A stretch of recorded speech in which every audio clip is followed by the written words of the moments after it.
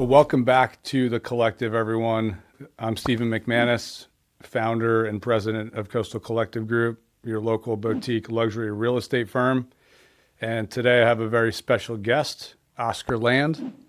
Well, Oscar, this is a long time coming. I know you guys have probably seen him out there on social media a bunch.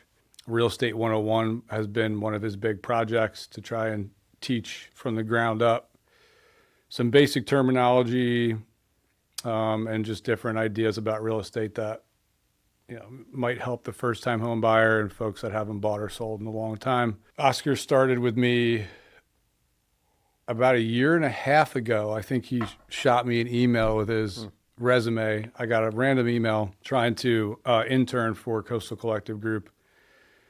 And just going through the interview process was very telling of what kind of guy he was from a work ethics perspective, his interest in real estate, obviously. And everything came together for an internship. We started doing a lot of shadowing, some Real Estate 101 videos, some Charleston street talks. You remember that? Yeah. Thank God that's over. Yeah, Charleston street talks was an interview on King Street and that areas downtown with random people, but it was really good to see their drive and motivation to do that. Since then, he has completed his licensing exam, obviously, all the studying and everything that goes along with that, shadowed tons of deals, worked on tons of deals with me, has been a listing agent already, buyer's agent, has done a ton of work and is really making a good name for himself. So really, without further ado, Here we go. Oscar Land. Yeah, Welcome. It's a pleasure to be here. What do you think? About everything. What do you think about everything? Just everything. I mean, we're a year and a half in. Yeah. It's been a pretty crazy ride, I think. Certainly, real estate isn't what I thought it was when I first got into it.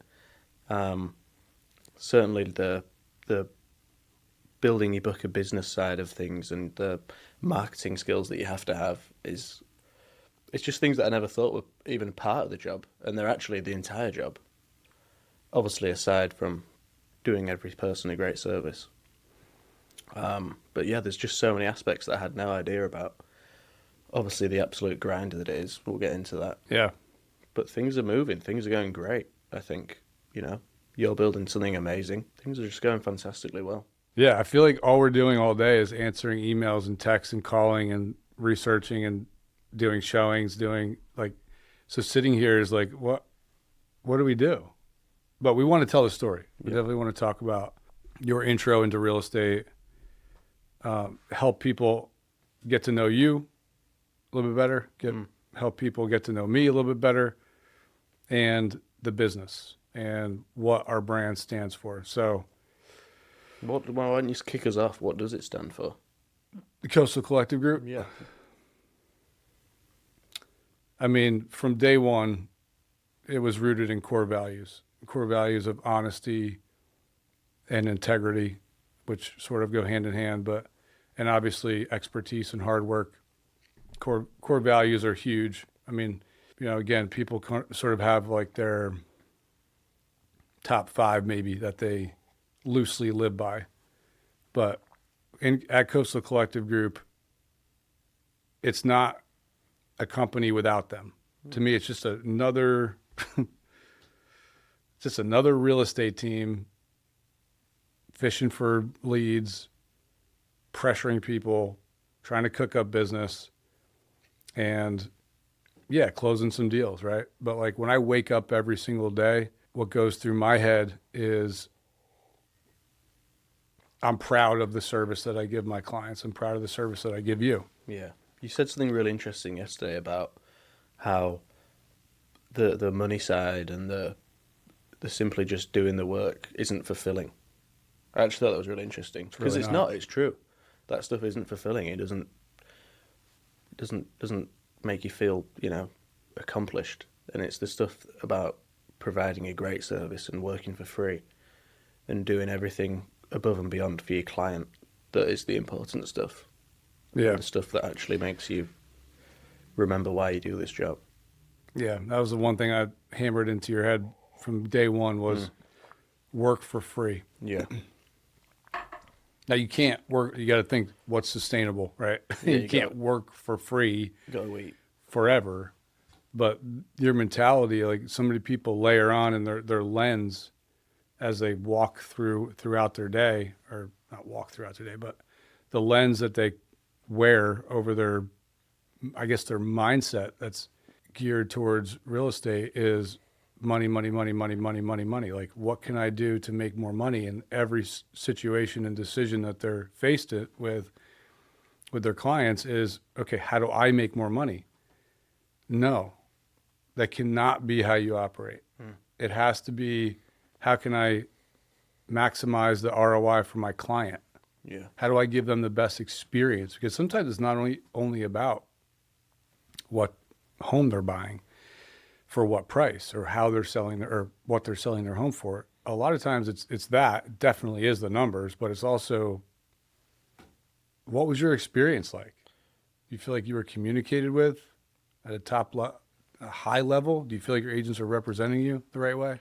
It's really interesting you say all that, because you drilled into me from the start was do everything, with honesty, integrity. Don't do it for the money. Provide the best service you possibly can. And albeit, some people try to do that, some people don't. But I think, I've been fairly successful as a new agent. And I think, most people, especially agents out there, know how hard it is as a new agent. It's really difficult. It's really, really difficult. And following that guidance of not chasing the money and chasing the service, I think has been a really key driver in what's helped me, do well as a newer agent.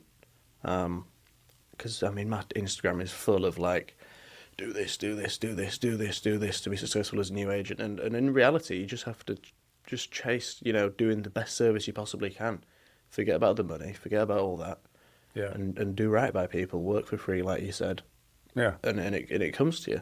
It does. Yeah, it does. Also, when you wake up every day, how do you feel? Good. Like, what's the stress in your body coming from? Is it stress because, oh my God, I need more money. I need to make more money. Like I.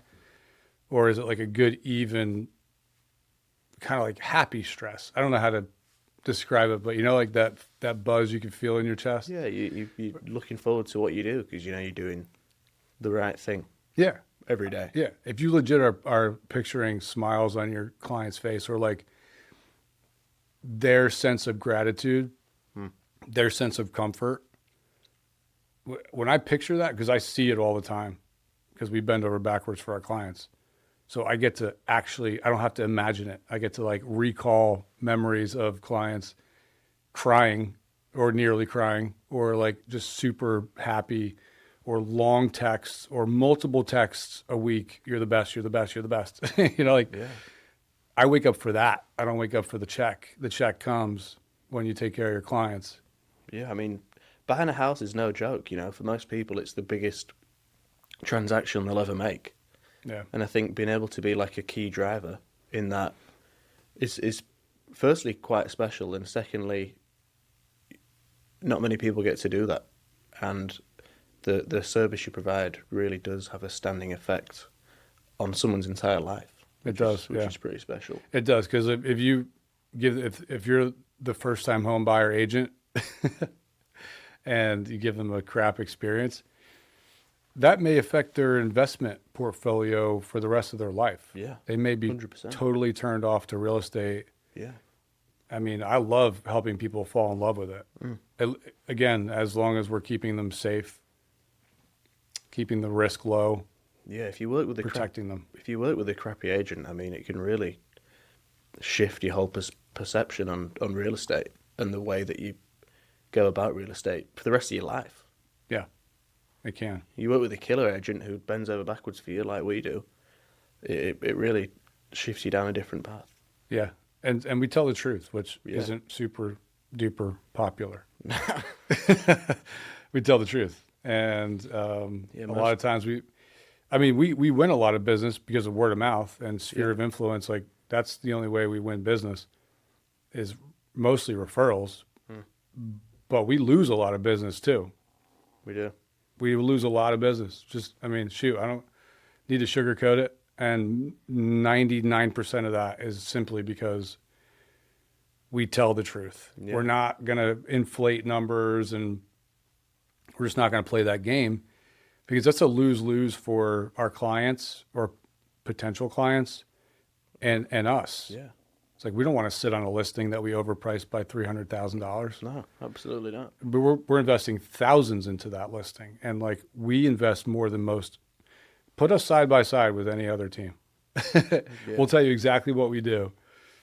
And I guarantee you your solo agent is not doing that. Yeah, I mean, you listed a property, what, a week and a half ago? I mean, how much did you pour in? How much money went into that listing? I mean, over 2,500 Yeah. at least. At least. I mean, we're talking like in media. And then I have a full-time team in the background creating all kinds of other content from that media. yeah. And how much time? How much time did you put into it?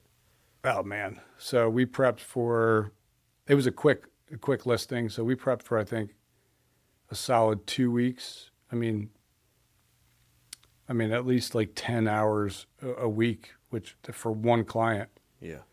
walkthroughs, suggestions, emails, prep in the background, but really getting the property ready is huge. Takes a lot of time. You got to go there a lot.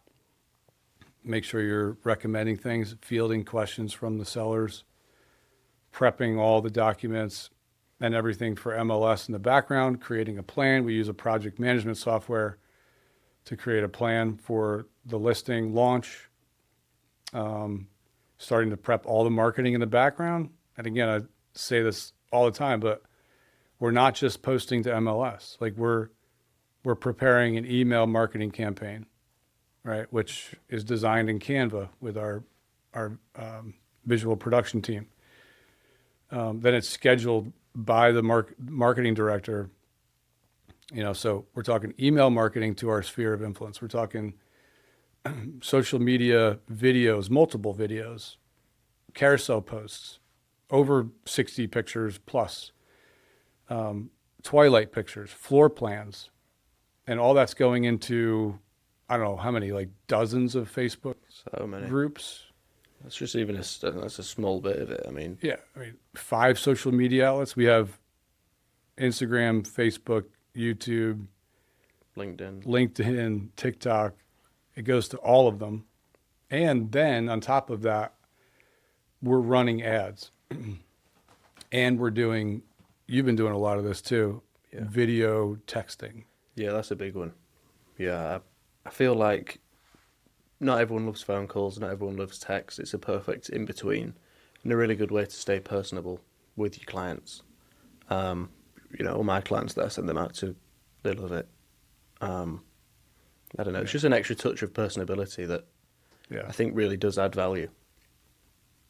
Yeah, it is. Definitely. Yeah. So what's been the hardest thing to, I guess, unlearn since you started working alongside me? I mean, to be honest, I knew nothing, and I'm still a sponge. I'm still learning. I've not really had to unlearn anything. It's all been like ground up learning. And you've done it in such a great way. Of everything you've taught me is, like I said just earlier, do it out of the goodness and not for the money. I've not really had to unlearn anything. I think the biggest shock of being a new agent is just like how much work you actually have to put in. That's a shock. I mean, it's a lot of work, and there's nothing or no one to hold you accountable for anything, which is like a bit of a slippery slope. Everything you do is on your own time. It's difficult, but it's fun. You feel like you're building something for yourself, which I feel is fairly rare. Fairly fresh out of college. But yeah, I've not really had to unlearn anything, to be honest. I mean, I've had to learn a lot, but yeah, and we all are still learning a lot. But you mentioned discipline, And I think you have discipline built in you. Maybe you can talk a little bit about why, coming from the UK, your experience with Yeah. your father, and then also your experience as a collegiate athlete.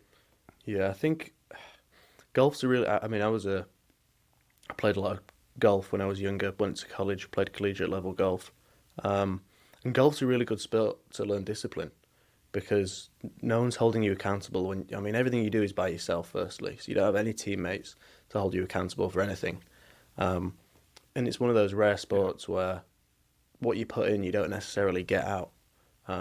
Certainly, the more you put in, the more you get out, but the results hold you really accountable. So that taught me from a really young age that no one's gonna save you. No. You gotta put the work in for yourself and do it. I mean, golf, similar to real estate now, is something I'm passionate about. So luckily, I can happily put the work in and enjoy it. But accountability is a really big thing. Yeah, I mean, I grew up. My dad's a attorney back in England, and he's one of the hardest workers I think I've ever met. So certainly been in that environment and watching someone consistently put in 10, 12-hour, 14-hour days, like just all the time, Yeah. really does it does drill something into you from a young age. You know, your family is the environment that shapes you. Yeah. Certainly. Interesting commonality, I guess, is my dad was the same way. Worked his ass off in construction in Jersey. And I didn't really like appreciate that until I realized that I didn't want to work in corporate anymore and I needed to do my own thing. And I loved construction, real estate, flipping, anything that had to do with real estate in general. But yeah, that's a good baseline for who we are. It's kind of like built in, sort of. And then the Marine Corps. So, you had collegiate sports to help refine that discipline. I had the Marine Corps to help refine that discipline. So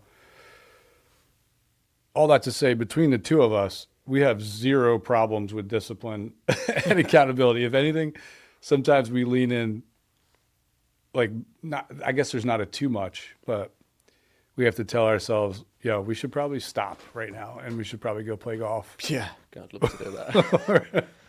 So, Yeah. what did you?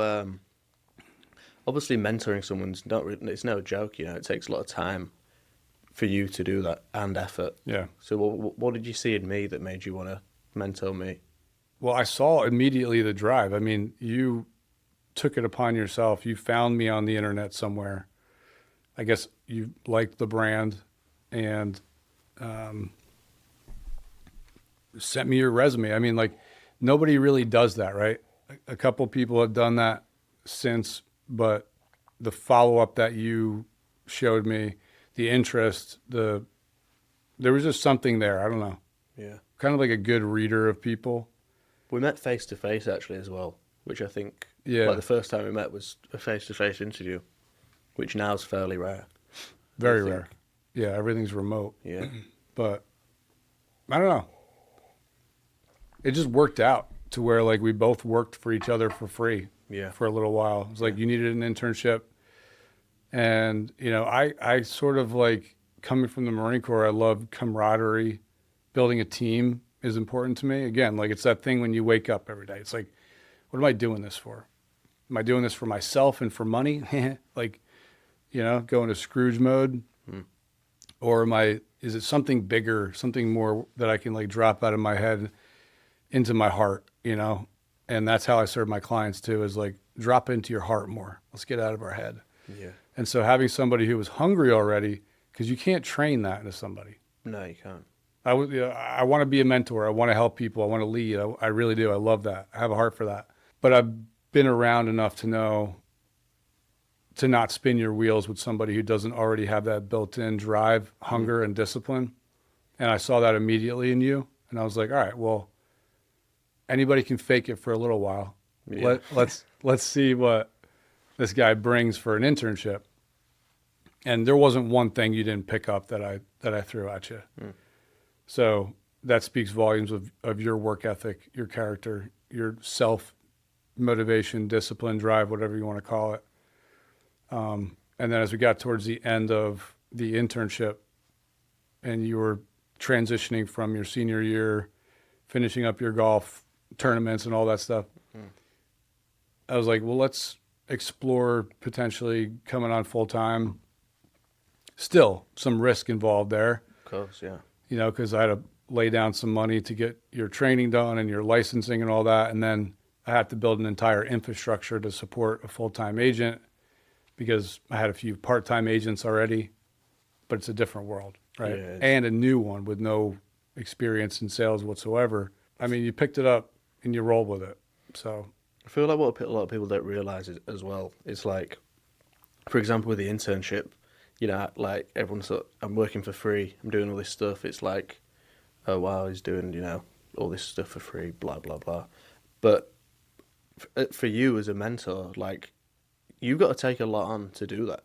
Like, you've got a full-time job, a daughter, you know, you're a busy man, and like, to set that time aside and go full-time into coaching someone and teaching them the ropes is like, it's a big commitment from you. Thanks. you're welcome. Yeah, I mean, thank you. I mean, there's a lot of lessons learned for me. It helped sharpen both of us. Like we both were able to become better because of it. Yeah, So good. yeah, of course. I mean, yeah, again, at the end of the day, we got to decide where it is that we want to spend our time and our bandwidth and what we want to invest in. And if we continue to invest in people, which is what we're in business for, then we're going to be successful. Yeah. You won't worry about putting food on your table ever if you do that. It takes time, and obviously you have to put into place really smart business practices, and Yeah. you know, but we're doing that too. All right, let me ask you a question. What was the worst advice that you ever got in your career in real estate? Best and worst advice, Yeah, perfect. Yeah. because I can't stand like dehumanizing people and putting them in spreadsheets. And it took away the service aspect of what I was trying to do when I first got into real estate. But initially everything was like, put everyone's name, everyone you know from your phone, everyone you talk to, every business card you get, everything into a CRM, and follow up with them with the CRM, put all the automations on, have, you know, blah, blah, blah. I'm like, wait a second. I want to serve people and I want to build relationships, and I want to help determine the pace of communication and the pace in which I help them either through a purchase or a sale by actively listening, having empathy, and like using my human side, not a tool.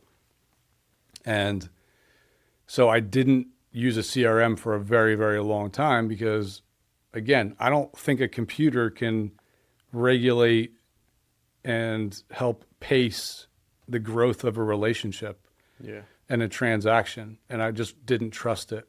So I guess like the first couple years or so, like probably the first like 3 or 4 years, maybe 5, I didn't really use a CRM at all. And I think you saw when you were interning last year that we tried bringing in HubSpot or something, right? Oh, yeah. Epic fail for real estate, by the way. Yeah, I forgot about that. Agents, HubSpot, unless you customize it and build it out, API it into everything, it's a huge lift. It's really more so for bigger organizations. But what I realized is that I think we need to train our minds as agents to pace relationships and build relationships first with, you know, without AI and automations and all that stuff, right?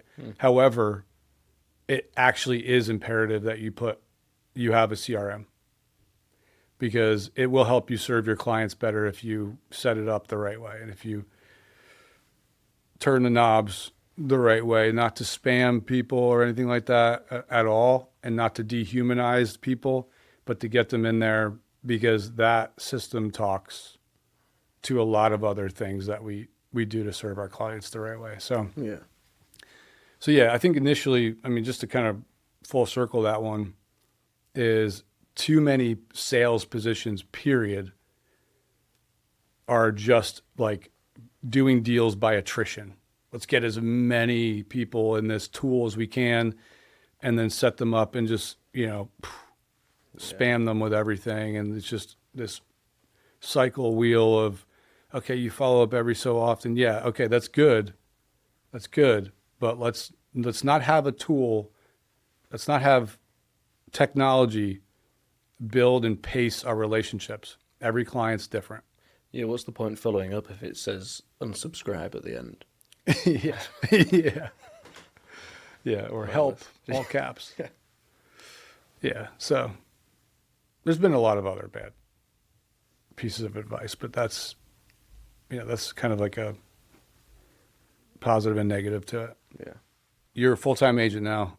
You have been for a good bit now, and your year-long internship that you never stopped obviously prepped you really well for it. So what's your first year in real estate been like financially? Yeah, I think there's two sides to that question. What's it like for me and what's it like for my clients? For me, like I said, everyone knows, first year in real estate doesn't suck. That's the wrong word, but it's hard. It's really hard. Yeah. Especially for me, moving to Charleston, everything's like knew nobody, knew nothing. Everything's built from the ground up. Yeah. It's hard. It's really hard. You got to get out there, and I'm not a massive extrovert by any means. And getting out there, speaking to anyone you can. Well, not anyone you can. Be strategic. Don't waste time. But yeah, financially, it's a grind. And you don't get out what you put in to start with. Everyone knows that you put in a ton of work, and yeah, it shows further down the line. But there's no instant financial gain, and I think that's why so many agents leave the industry so quick, because there's just no instant like boom, made money from that. Yeah. It's just you got to trust the process financially, albeit it wasn't too bad. But I think overall for new agents, it can be really hard, and you just have to trust what you're doing really deeply. On the other hand, financially for the clients I worked with, it was great. Every deal I worked on, we on the buyer side, we got under asking. The listing, my first listing actually, we got what was it, 15 over asking? Over asking. Yeah. In this market, that's wild. Yeah. That client was very happy. He was, yeah. So for my clients, it was great. They were in great financial health after all the deals we worked on. And that's the part you got to prioritize. Mm-hmm. That's the important part. That's right. Prioritize your client's financial health, and then, like I said, your financial health will show. But yeah, I don't want to shy away from the fact that when you start out as a new agent, it's a bloodbath. It's not pretty. Yeah. But just trust the process. Trust what you're doing. Keep doing it, and stay so consistent. That's what helped me the most, was staying consistent on everything. Because it's so easy to tuck yourself away behind a laptop, get comfortable, do all these pointless things that won't actually do anything. Get out of your comfort zone regularly, consistently, and it'll come to you. Yep. It's such a distracting industry. It is. It really is. And it's so easy to get carried away doing pointless stuff. Yeah. Stuff that's not actually going to do anything. You feel good doing it, you're comfortable doing something that you can and now. Busy work. Yeah, exactly. But it's all, you got to do it, but you really got to be strategic about how you do it and when you do it. Yeah. What's that stat about agents quitting or not doing any deals? Like, what's the percentage again? Like 70 or 80%? I think like 8. In fact, so far this year, I think 80% of agents haven't had a closing, which is, I think there's like 8,000. I mean, don't quote me, I might be wrong. I think there's 8,000 agents in Charleston. Yeah, there's something crazy. Yeah, so that's... and all of them look like they're doing business because they market themselves as, doing business. They're resharing their brokers' wins, and, they're doing open houses, and they're just taking pictures all over Charleston. We're really doing deals. multiple listings out right now, multiple listing appointments this week, tons of buyer clients in the pipeline. We have our transaction software is blowing out right now, which is really nice. And all of that, I think except one, we got like one online lead. All of that is word of mouth and sphere of influence and referrals. Yeah. All of that. All And that's organic stuff. that is what gives me the feels. I think I was telling a story last night with my MBA class dinner that I've done 5 deals for one family. Wow. And I'm working on another one. We're working a commercial deal right now for another family that I think, we're about to do like our 3rd deal with them, but they're going to open up I'm not going to say, but they're going to open something up, a business. That's a perfect example of what we said about, what was it? How if you do someone a good service in real estate, they'll go down that path of exploring it. Mm-hmm. And you've been able to facilitate that for them. Yeah, exactly. Which is life-changing. Right. Just to open a business. Like, well, I had a great experience investing in Charleston. This team really, really helped me out. And I had a good experience. So let's look into maybe doing something more like a career change. Yeah. Holy cow, you can really like impact someone's life so much through a residential home purchase. Literally, yeah. To feel comfortable enough to dive into retail or commercial real estate to start a new career path. But imagine that their first transaction, they didn't go with you, and they went with a bad agent. I hate to say it, there are a lot of bad agents out there. There are. They wouldn't be in the position they're in right now. They're doing great. Yeah. What's the biggest misconception about how agents get paid? Because I feel like a lot of people aren't totally well versed on. That's a multi-part answer. Hit me. Okay. All right. Well, first and foremost, an agent will get paid. Both agents, buyer and seller, agent will get paid by the seller. Yeah. The seller pays the 6% or whatever is negotiated. That's split typically down the middle between the seller's agent and the buyer's agent. If there's a little bit left over on the buyer's side and the buyer's has signed a 3% compensation agreement with the buyers themselves, then typically the buyers will pay the delta, that slight difference between whatever, 2.5% and 3% or whatever it is that they have signed, which is a very small amount. So that's one. Agents have a split typically with their team and their brokerage, right? So the brokerage that we hang our license with is a global brokerage, cloud brokerage called Real Broker. And they're very hands off. They provide a lot of support from a transaction. like a transaction compliance perspective. We do all of that in-house already, by the way. We have a transaction coordinator. But it's just a little bit easier for us to not have to go do the broker exam and all that stuff. Eventually, you'll probably see that happen. Nothing will change. But you have the broker split, and then you have the team split. The team provides, so my team provides all of the tech stack or the software stack, whatever you want to call it. I also provide all the branding, all the brand assets, 2 full-time hires that I have. One is a director of brand and strategy, and one is a visual production artist, or whatever you want to call it. She's an awesome editor, and then basically a marketing manager. And then we have a transaction coordinator. So all the overhead from the team supports the agent's success. And so there's a split there, right? Yeah. You have the mentorship as well, and just the camaraderie and the ability to like not feel like you're on an island by yourself doing real estate. You know, you have the support. So there's that. And then, another part of that is like the amount of expenses that the individual agent has. So going from who pays the agent to the split part, the split takes a good bit out of their paycheck as well. And then they do, like, you do cap with the brokerage. Agents will cap, meaning they hit a certain number that they've given to the brokerage. Then they get 100% for the rest of the year. Same with even my team. You have a sliding scale. So the more you produce, the more you make exponentially, right? Just to recap some of that overhead. Now, agents' individual cost is like, holy cow, a lot.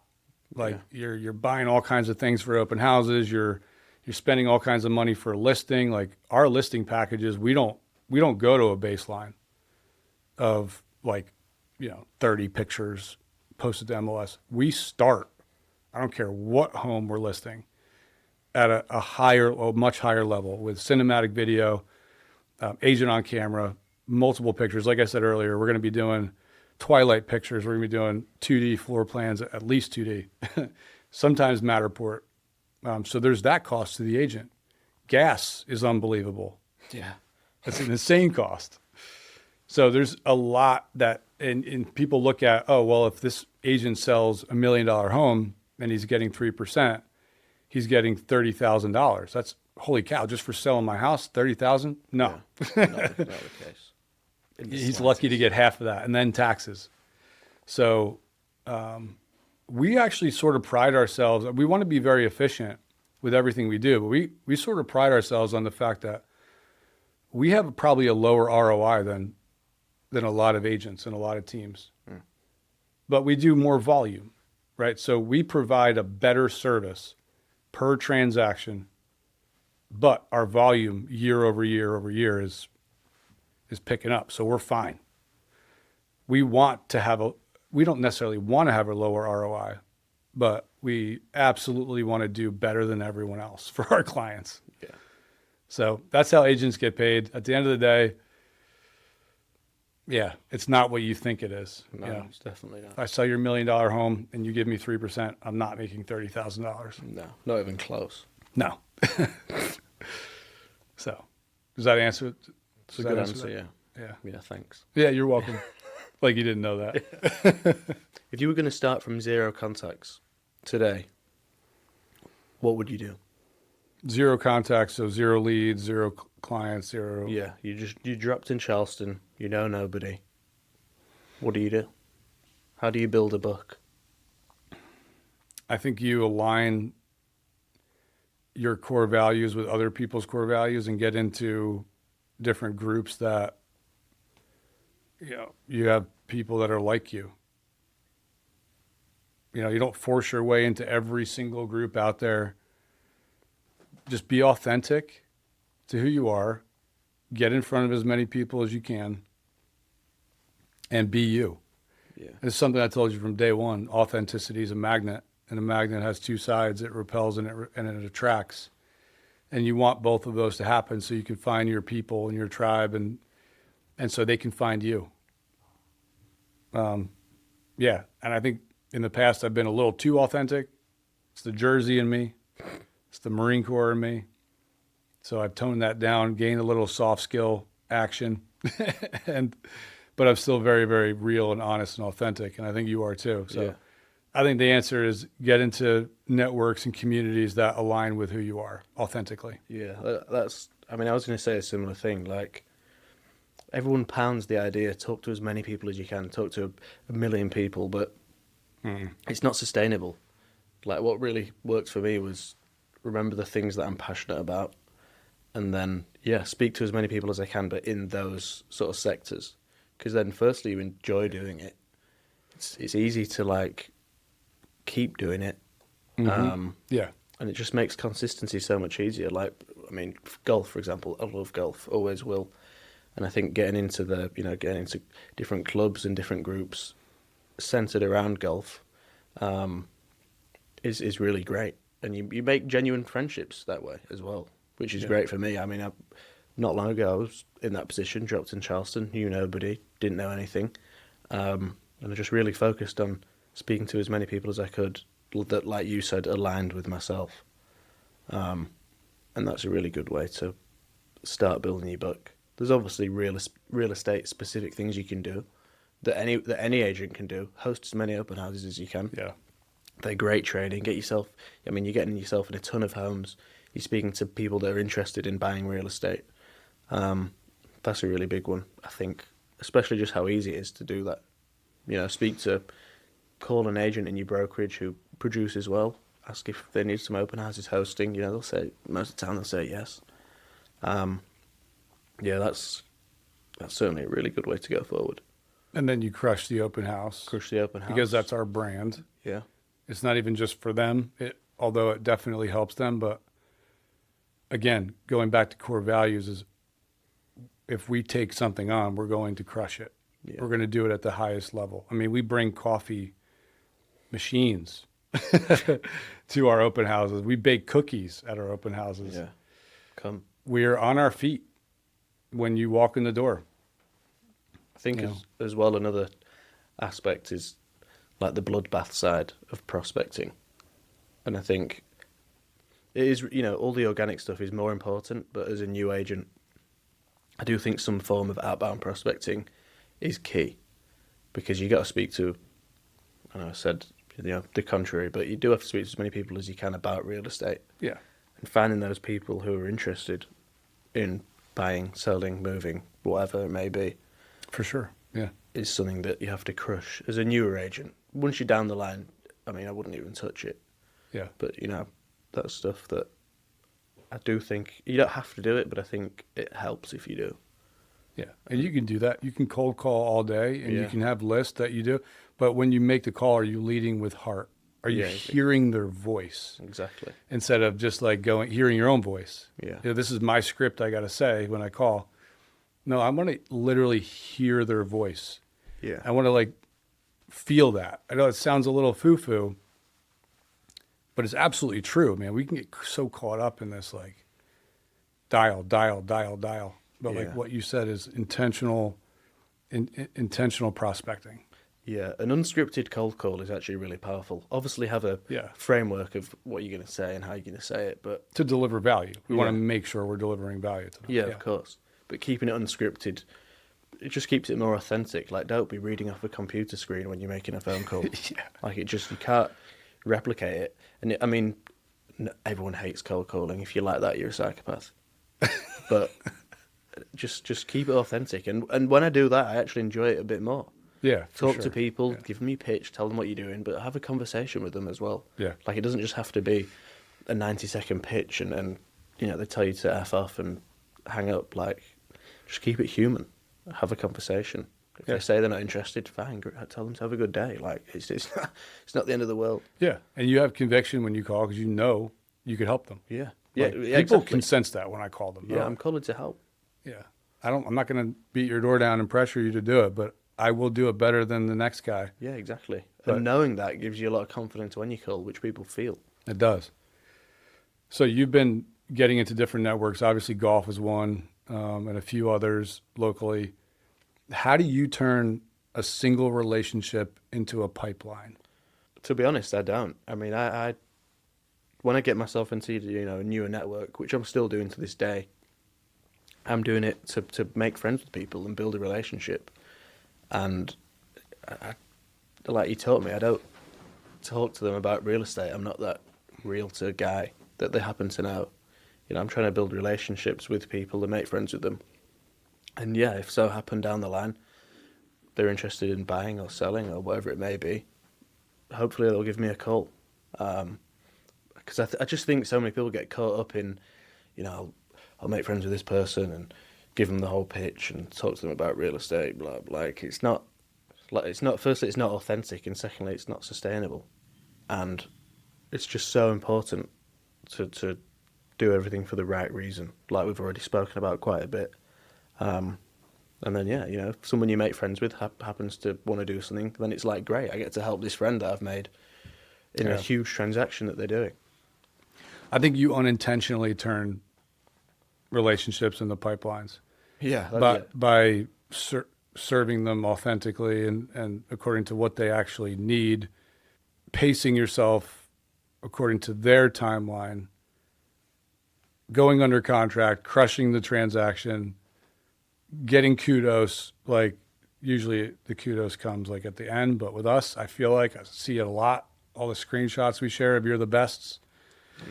People start really falling in love with the process, and like the trust, the overwhelming trust just happens.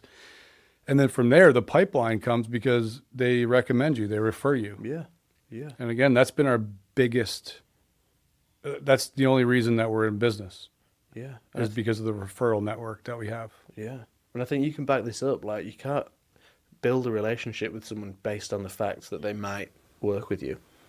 Like, don't do that. Yeah. Like just Oh, it's the worst. make a friend. Having a friend's great. You know, if they happen to want to work with you, even better.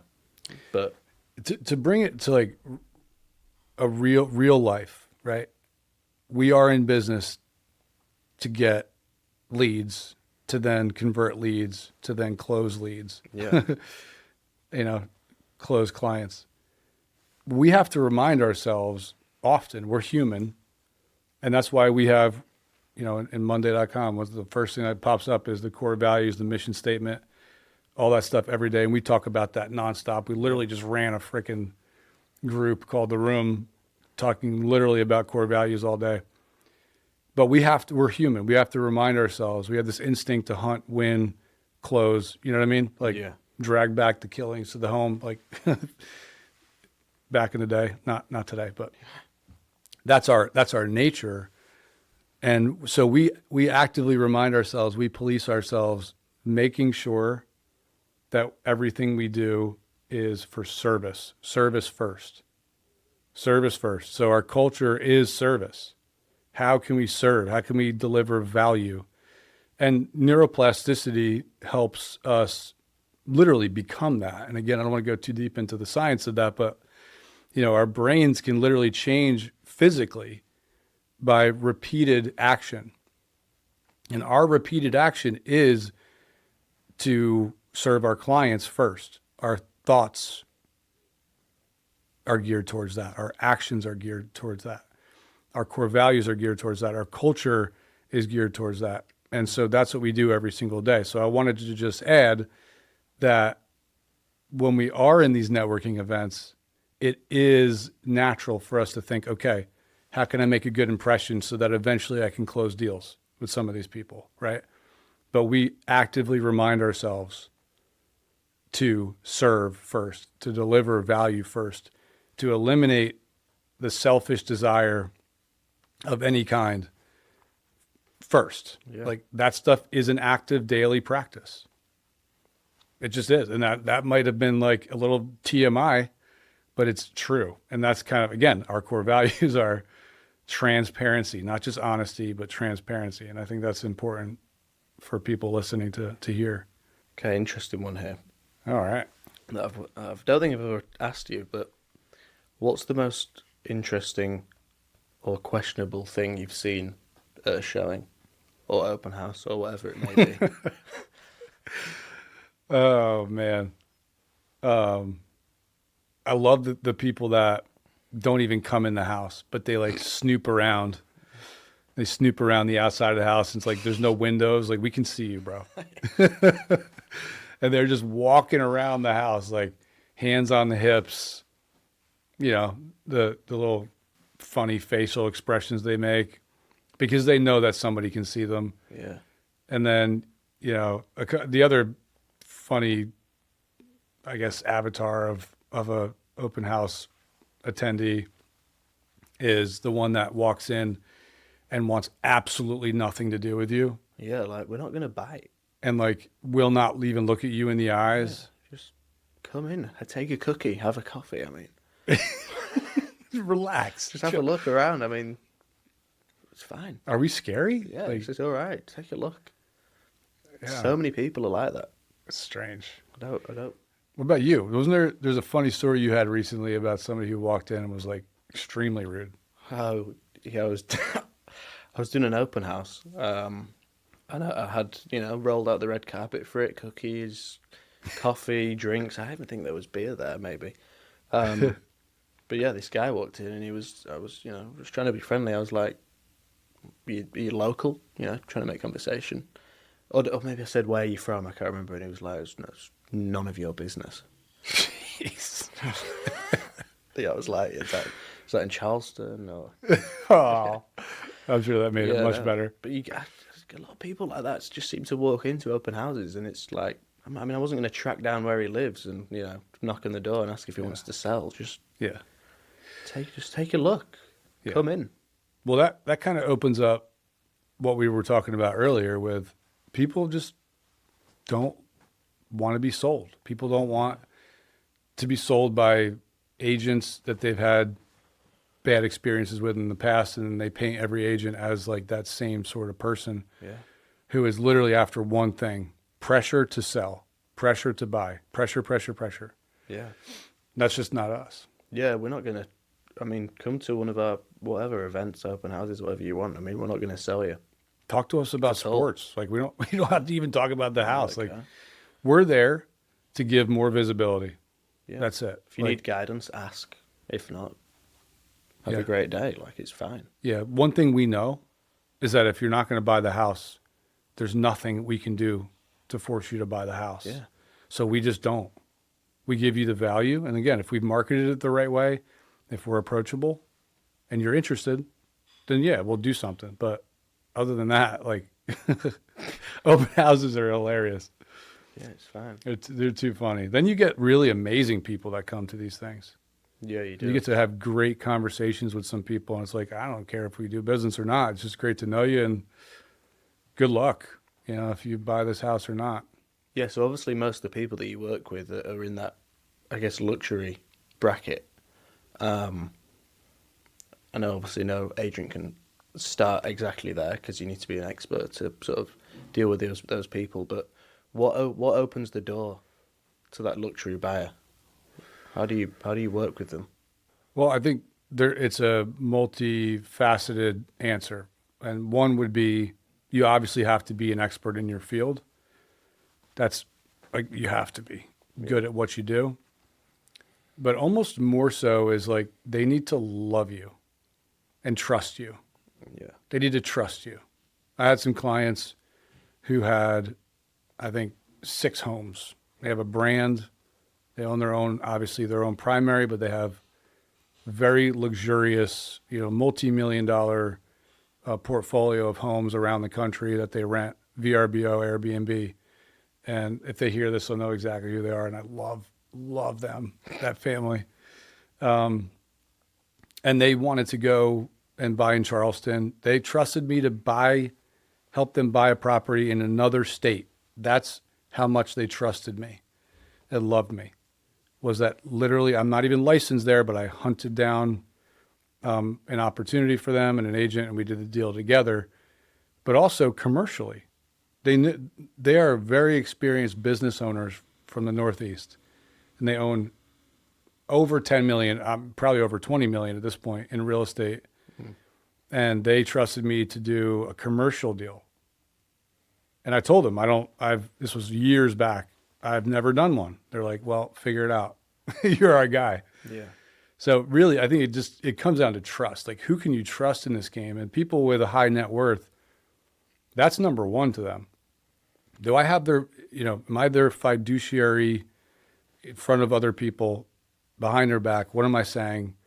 It's my fiduciary responsibility to make sure that everything I do is for them. Can someone feel that? Yeah. Can 100%. someone trust that? That's really number one. Honestly, I think before the expertise, because again, I learned how to write LOIs. I learned how to negotiate commercial deals. I learned how to get them under contract. I learned how to do the longer due diligence period and work with the agents on that side, the owners, the attorneys, the inspectors, all that stuff. It's a little bit different of a process than residential, but I learned how to do that because I'm a professional, I'm a hard worker, and I was a project manager and business owner and all this stuff. So I can figure out how to do that. But what you can't fake is the authenticity and the trust. Yeah. I think certainly like the higher net worth individuals that I've worked with and that I've shadowed you on, they're certainly much more well versed in what they know about real estate. Oh yeah. And they're not, there's no BS. Like, No. Like you said, you really do have to be an expert and know what you're talking about, Yeah. because they'll see right through it. For sure. And you can't, I mean, they're not going to work with a realtor who knows less about real estate than them. Yeah.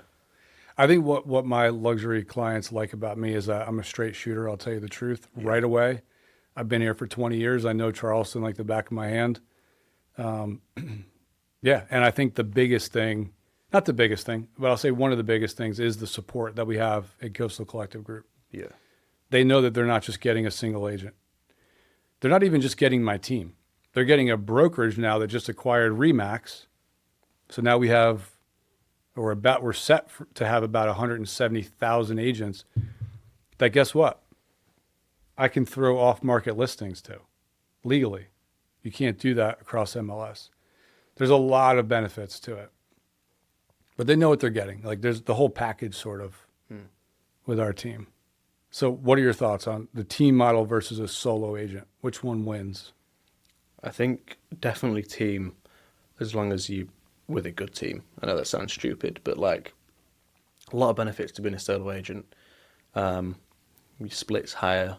You certainly have more authority over everything you're doing. But if you find the right team, you can get that in a team model. So, I mean, team models can be terrible. If you're on a bad split, if they don't provide you any guidance, then it's bad. Be a solo agent, of course. But if you're with a good team who gives you a fair split, they give you a ton of guidance, then it beats solo agent 10 times out of 10, without a doubt. Yeah. And I think certainly for newer agents, it's just so imperative that you get a mentor. You need someone to coach you through it. And the good thing about a team is you can have more than one person to help you with all aspects of real estate. And even if you're an experienced agent, I mean, I think being part of a team and being in an environment all the time with people who are doing, firstly, what you're doing, and secondly, watching you and helping you, it beats being solo every time, I think. Yeah, I agree. I think it's... what do you think? Yeah, well, I mean, again, I always go back to the client. There's only so much a solo agent can handle. You can't handle it all. Like there's an incredible amount of things happening for one transaction. Like when I first started, I got a transaction coordinator immediately because I'm like, oh my God, if I have 3 or 4 deals running at the same time, how do I do all this? You need help. I had a team member immediately, had a transaction coordinator immediately. I then hired an assistant because my clients are number one. But from an agent's perspective on a team, that tech stack, how it's integrated together and works together is number 1, expensive, 2, time consuming to manage, 3, time consuming and expensive again to evaluate and replace tools into that integrated tech stack or software stack, whatever you want to call it. And then building out our own processes and SOPs and templates and all that stuff that is then branded. And the way that we built Coastal Collective Group is, yes, it's a brand with a logo, but it doesn't overpower the agent. If anything, it helps the agent look better and more established, right? Yeah, no, 100%. And we don't, like Oscar, you at some point potentially may go off on your own, and that's just, just is what it is. But you're not any worse off. Like you're not attached to, again, we don't trap people into the brand. And I think that's a huge element of a good team as well. Yeah, definitely. Is like, does your team lead produce? Is he relying on you? What's his incentive or her incentive to have you on the team? I produce. I produce. Oscar produces. We have an awesome team and an awesome tech stack backing us up and an amazing network. So I think team all day. Yeah. I think team all day. Like go on vacation. The amount of times Oscar's like, hey, how can I help you? Right? Or like go do that. I mean, literally he told me today after this, go golfing. Yeah. I'm like, all right. Or maybe I'll take a nap. Or both. Yeah, right. Yeah. But yeah, just the ability to bounce ideas off each other too. Like he's getting really proficient and like just different tools that we've just onboarded. I'm not going to start listing them off, but, and then he's teaching me stuff, right? So like, it's such a win-win from a knowledge share perspective as well. Yeah, I was going to say, like, for you as a team lead, obviously you're more solo than me because you know, lead the team. But I do think it's, like, important for you as well to have this team under you that also helps you and, like, backs you up and, 100%. and does Yeah. work for you and feeds you ideas. Like, this is really, really important. Yeah. Yeah. So everybody feels like they have, like somebody's got their back, Yeah. whether I own Yeah, the exactly. team or not. Like, you know, I've hired so that people can have my back and your back. Yeah, You're my agent so that I could have your back and you could have my back. So exactly. yeah, I mean, I facilitated the environment for that to happen, but we all get the same benefit. Questions here real quick. All right. Would you rather work with buyers or sellers? I think right now, like the position I'm in my career, probably a seller. Yeah. Okay. Not that I wouldn't want to work with a buyer. I think it's just great for expanding business and creating content as a listing agent. There's more you can sort of get out there and show. Yeah. I'm not saying like a seller's easier than a buyer. They both have difficulties. They both have pros. But yeah, for the position I'm in right now, I'd probably rather work with a seller. Just like I said, because of the amount of stuff that I can do as the agent for them, which works both ways. You know, if I produce a ton of marketing for a listing, it's good for them because it gets the listing a ton of exposure, gets it under contract quicker, maybe over asking whatever. And then for me, it's great content to get out on social media. I mean, we've not even talked about how important social media is, but it's just a really great opportunity to show off me and show off the brand. Yeah. What about you? Yeah. I mean, I do love working with sellers because it's sort of like I get to build and craft something from the ground up, right? I'm creating the plan, the vision for the home. I'm almost like giving it a name. You know, I'm able to like suggest things to increase the value. I'm able to present it. It's art.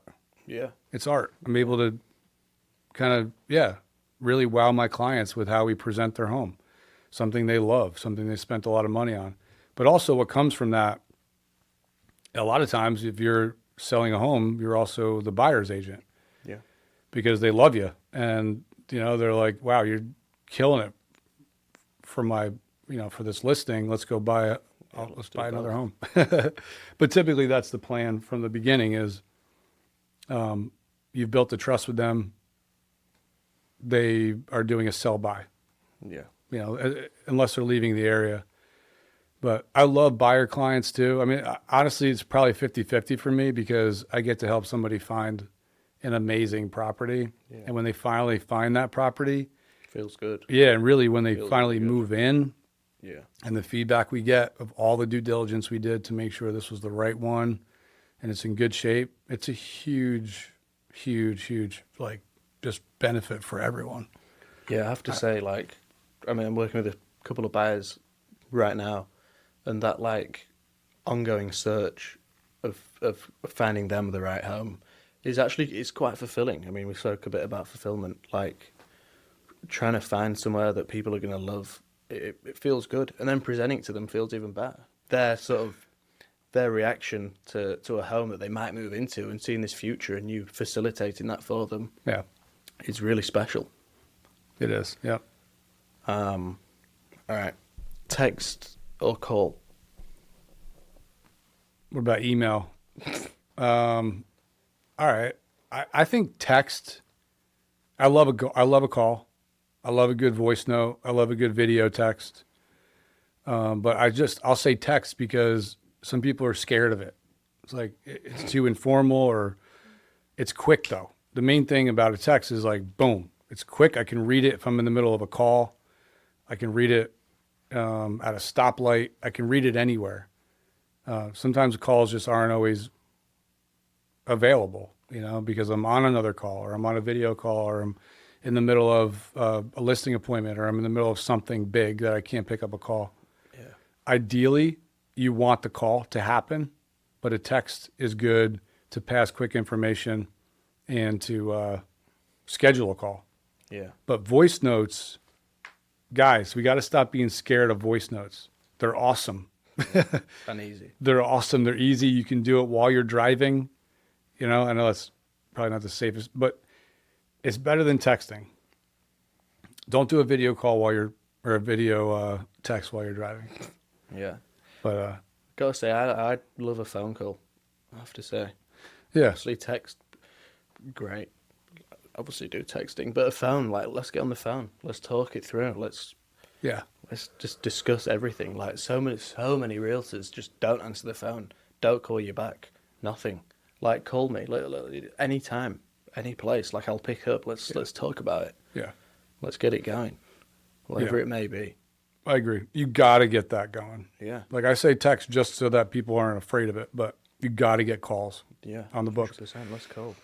And video texts have been big for us lately. We've been doing a lot of follow-up with video texts. Yeah, video texts are powerful. Good results from that because, you know, I just got a referral the other day and I shot a few texts, like nice. Everything was nice, right? It was genuine. It wasn't AI. And didn't really get much of a reply. I think I got like a couple words back. And this is literally a referral. Somebody who said they wanted to work with me based upon somebody else talking me up. Did a video text and got like a big thank you right away and a call scheduled because that authenticity, that connection is immediately established. Rubs off as well. Without them feeling pressured to do anything because they're just watching me. They're not having to like be on video themselves. So. Okay, quick. Actually, I suppose it could be a bit of a silly question, but overpriced listing or underpriced listing? I mean, underpriced listing if I'm a buyer's agent.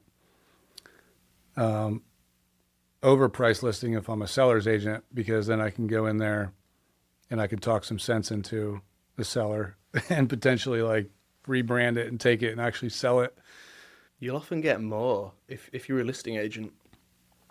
I mean, maybe not often, but you know, you can get more by underpricing a listing. Like, let it get competitive, let the offers roll in. From a listing agent's perspective? From a listing agent's perspective, yeah, for sure. You know, overprice it, nothing comes in, doesn't even get shown once. Keep reducing the price, people think what's going on. Like, slightly underpriced is so powerful. Get it competitive, and you'll, more times than not, we've seen people get over asking from doing that. I'm seeing a lot of luxury listings that are literally marketed that way. Yeah. They're marketed, and you run the comps, you see, oh, this is $300,000 less than what I'm coming up with. Yeah. And then you'll see that the agent will literally give you the appraisal that was $300,000 more. And they're saying, hey, you know, this is listed for 5.3, came back at 5.69. The appraisal did. But that's their strategy. And it's smart to do that. Yeah. 100%. And you don't see those days on market stack the way you see, you know, an overpriced. Exactly. We're reaching for the stars kind of listing go. It gives you so much more leverage as a seller. It does. Way more. You know. Yeah, there's a time and a place for a strategy where you place it at the top. Of course, there is for sure. But there's a lot of different things that goes into that. There are areas of Charleston that are, you know, attract legacy buyers, generational buyers. Like we're talking going to be in the family for 30 years kind of buyers. Yeah. And those, you can absolutely put that at the top, depending on where that home sits, the condition, the lot size, and all the different, whatever's on the lot, a dock, views of downtown, whatever it ends up being. So what's one app or tool that you just could not do business without? It's a pretty heavy question. There's no answer to that, probably. Yeah.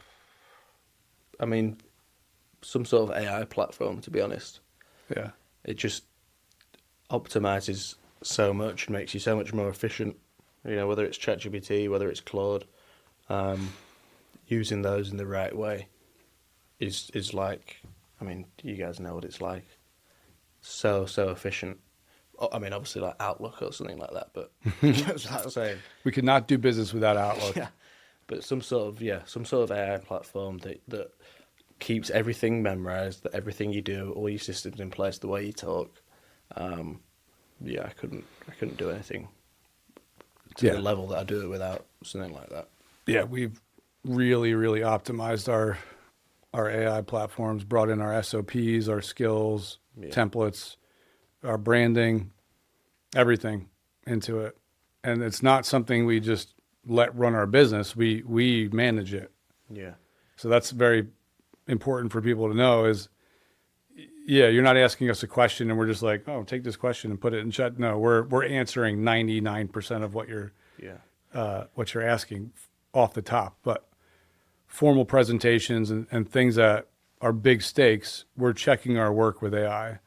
Yeah. And we're formalizing things with, from a template standpoint with AI. And it's really powerful. And like, I think what it does is it saves us a ton of time doing things that do not help you in any way. Like putting our logo in a specific area every time we got to do something doesn't help you at all. So I feel like so many people shy away from the fact they use AI. Yeah, embrace it. It's not a bad thing. Like, yeah, I mean, obviously we use AI. Let's make ourselves as good as we can. Yeah, let's manage it the right way. Yeah, I feel like quite a few agents I speak to are like, yeah, no, I don't use AI. I don't need that.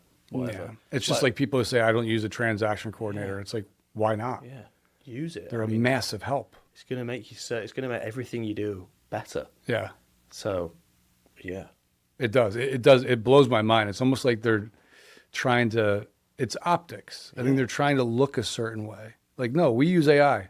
We use a transaction coordinator. But guess what? We're not going to go under contract and you're not going to hear from me until closing. Like you will hear from me multiple times a week. That's the whole reason for onboarding AI and a transaction coordinator is so I have more bandwidth to spend that time with you. So yeah, I like that you called that out. Yeah. Some people would shy away from that answer. Don't shy away from it. All right, before we wrap up, it's a pretty broad question, but what's the best month or couple of months to sell/buy a home? Typically, people look at early in Charleston, early spring, or sometimes early winter. It just really depends on what the market's doing that year. But what most people will say is the best time is if you're going to list, start prepping in like February, March timeframe, depending on how long you need for prep. Yeah. And, list pre-summer, pre-crazy heat summer, because that gives a good 3 months or so for people to start looking, seeing the home, bidding, negotiating, going out into contract, closing before and moving in to give a little buffer before the school year starts. This year we saw a little bit of that. We saw maybe 3 to 4 weeks of a surge in that general time frame, but not nearly what we've seen in the past. And I don't know what that was. Yeah. But the agents that we talk to a lot, because we all kind of like mix stories and information and look at data and read it differently. We're seeing a surge probably coming in September again from a listing perspective and from a buying perspective. But yeah, I mean, obviously dead heat summer is not the best time. Also, towards that time, people are prepping for school again. Yeah. And they're distracted. But I do see a good bit of buyers. I've had a ton in December, early December. Interesting. They start looking. Christmas present. Yeah. Yeah. I mean, yeah. I don't know what that is, but I see a lot of that. Can I just want to talk about something before we finish up. Yeah. Which is quite relevant to right now. Obviously, it's an interesting market right now. Days of market are rising like crazy. Inventory's up. Inventory's high. Interest rates are pretty high. Yeah. And people are almost scared to buy. And I mean, this is mainly a sort of message to buyers, but when the market's like this right now, the way it is right now, and when interest rates are as high as they are right now, people get so scared to buy. But they really don't understand that it gives them so much leverage when buying a property. I mean, so much leverage. Like, listing agents right now will be sitting on certain homes that have been listed for ages, for so long. And that just gives you so much leverage as a buyer to go in, offer really aggressive, and genuinely save on what you might have paid when the market spiked. So even though the interest rate's higher, because you're undercutting that, because you're getting such a lower price, I mean, your mortgage payment is actually less than what you'd think it would be when the market's hot. Yeah, well, immediately when interest rates go down, prices spike up Exactly, like yeah. crazy, right? So there's always that dynamic. It's give and take. I mean, in this market right now, you have a lot of sellers, you have a lot of homeowners who are kind of trapped, if you will, Yeah. because they have amazing 2.7 to 3.5% interest rates, but they want to move. They sort of have to move. Life would be easier if they moved into a bigger, smaller, whatever, but they don't want to because of those interest rates. There's a lot of interesting dynamics right now, but I'm seeing a huge uptick in investments. Investments are huge right now. So if you think about it, if savvy investors with a lot of money and a lot of knowledge are buying a lot of stuff right now, shouldn't you too? And from an agent's perspective, not everything is worth buying, but there's a lot of opportunity right now. And you're not going to get some of these low prices I'm seeing out there. I mean, Really low. they're dropping consistently. I mean, again, we're not talking about holistically, because I think holistically Charleston has dropped like 3% from last year's numbers. But in certain areas, you can get an incredible deal. Yeah. An incredible deal. And then you can refinance, or like if you have cash, you have 1031 exchange, whatever it is, like the rate sometimes doesn't even come into play too much. It's true. Yeah, and I think it's really key that people who are scared off by the interest rate just take all that into account. Because if they did, and I'm not saying that everyone doesn't, but you could really get yourself into a good position. Yeah, you could. It's a crazy market, and it always will be, but it really is always a good time to buy. Yeah. If your life needs that change, if you need to upsize or downsize or move locations because of work and traffic and commuting or whatever it is, it makes sense to do it. But looking at the numbers and making sure that you're buying something you can afford, Charleston is nearly bulletproof from a it's appreciating year over year over year over year. It doesn't matter like what major world events are happening. It's true. The property values are continuing to go up. And that doesn't mean that makes our job easy. It means that there's 4 trillion agents that are trying to do the same thing, but reading the market correctly. And again, that fiduciary responsibility of an agent to help guide that client for their specific situation, and sometimes say no, which we've done many times. Now is not the right time. We also do that as well. So it's definitely worth looking at. Don't let interest rates scare you. Yeah, because again, that $600,000 house with a 6.5% rate, if that rate goes down to even 6 or like 5, holy cow, that home is no longer $600,000. Yeah. Not even close. And so now your note is another $100,000 to $150,000 more when you could have just refied when that rate lowered. Yeah. With $150,000 less of a principal. Yeah, exactly. So Yeah. Don't listen to what you hear on social media. yeah. Please. Call us. Well, cool, man. What is one thing that you want people to remember who are watching this? Yeah, I think we've spoken a lot about what we stand for and what our brand stands for. And I think that's really important that people just factor that in, because we try to differentiate ourselves a lot from agents with regards to, like I said, what we stand for, who we are, why we do business the way we do business. And then I spoke a bit earlier about accountability, which is, I think ever since I've like reined in on self-accountability, my life's been a lot better. Just, I know it's not to do with real estate. I just think it's really important. Self-accountability is so powerful. Track what you're doing, track the results, and just listen to yourself. Yeah. And be consistent. Be consistent, yeah. Consistency is so key. That's it. I think if you're self-accountable and you're consistent, you'll do well in anything. Yep. Little wins every day. Yeah, exactly. James Clear. Yeah. Great book. What about you? Yeah, I mean, really, I just want people to remember the authenticity and the transparency. Because at the end of the day, I'm not scared of people not wanting to work with us. Yeah, I'm just right. not. I'm just not. It's such a freeing feeling. But I want people to remember the transparency. Again, we talked about using AI tools. We talked about our core values. We talked about things we don't like, we do like. But yeah, it's okay. It's okay if we're not the fit for you. I think if we can inform someone of who we are so much to where they don't use us and they find someone better, that's awesome. Yeah, great. So that we don't do this weird dance, you know what I mean? But if you do decide to work with us, just like every other client we've ever had, and I can say that straight from the heart, you'll have a freaking awesome experience. You just will. You'll be part of the Coastal Collective Group family. But dude, it's been a pleasure, man. Pleasure. And as soon as we hit stop recording, we're gonna just like We're just going to watch the whole thing. start. No, we're gonna just start working again. Yeah. But yeah, so Oscar Land, real estate advisor for Coastal Collective Group. He's doing a really awesome job.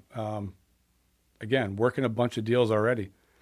A lot of agents who have been doing what he's doing for 10, 15 years aren't working the amount of deals he's working. And the feedback I'm getting because I check from his clients is top notch, right there, aligned with our culture and our core values. So, yeah, stay on the lookout. We're not done, not even close to it. Oscar, thanks for joining, brother. Yeah, what a pleasure. Thank you. Yeah, man. And thanks for watching. All right, get back to work. Yeah. See you guys.